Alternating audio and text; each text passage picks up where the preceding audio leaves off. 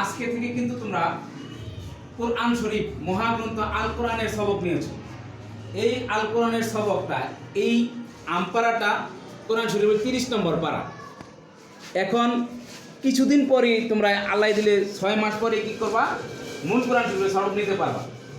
এই জন্য তোমরা এখন থেকে আর অজু ছাড়া এই কিতাব ধরা যাবে না, এই আমপারাটা ধরা যাবে না। ধরা যাবে বলো? তোমরা প্রতিদিন কি করবা, সকালে বাসা থেকে পচরা পায়খানা ঠিক মতো করে একবারে অজু করে তারপরে স্কুলে আসবা, ঠিক না? যদি অজু ছাড়া ধরো তাহলে কি অনেক পাপ হবে, তাই না? এই পাপের থেকে মুক্তি পাওয়া যাবে না। এই জন্য তোমরা প্রতিদিনই কি করবা, অজু টজু করে একবারে স্কুলে আসবা।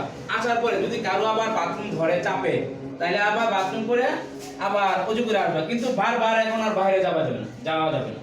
প্রতিদিনই এখন কিন্তু অল্প সময় বাইরে যাওয়া যাবে, একবার যাওয়া যাবে। বারবার গেলে অজু করতে করতে আসতে আসতে সময় শেষ, তাই না? এই জন্য তোমরা প্রত্যেকে বাসা থেকে অজু করে আসবা।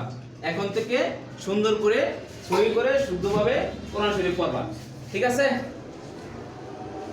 ইনশাআল্লাহ যে তোমাদের যে আজকে আমরা আমফারার সবক দিয়েছি, যে তোমাদেরকে যে দুনিয়ার লাইনে তোমাদের আখিরাতের লাইনটাকে আমরা যে সুন্দর করার জন্য যে আমরা চেষ্টা করতেছি, যে তোমরা দুনিয়াতে কেউ ডাক্তার হবা, কেউ ইঞ্জিনিয়ার হইবা, কেউ মাস্টার হবা, যে এর পাশাপাশি যে আখিরাতের যে সম্বল, যে আমরা চিরকাল যে জায়গায় থাকবো ওই জায়গার জন্য আমরা সামানা জোগাড় করার যে আমাদের সকলকে চেষ্টা করতে হবে।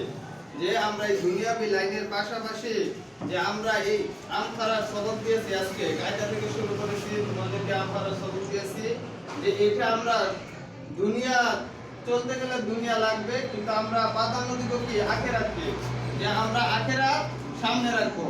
যে আমরা বাসা থেকে নিয়ত করে আসবো যে আমরা স্কুলে যাইতেছি দিন শিক্ষার জন্য। যে আজকে যদি আমরা বাসা থেকে নিয়ত করে আসি, ওযু করে আসি যে দিন শিক্ষার জন্য, যে আমরা দিন শিক্ষার পাশাপাশি কি আমরা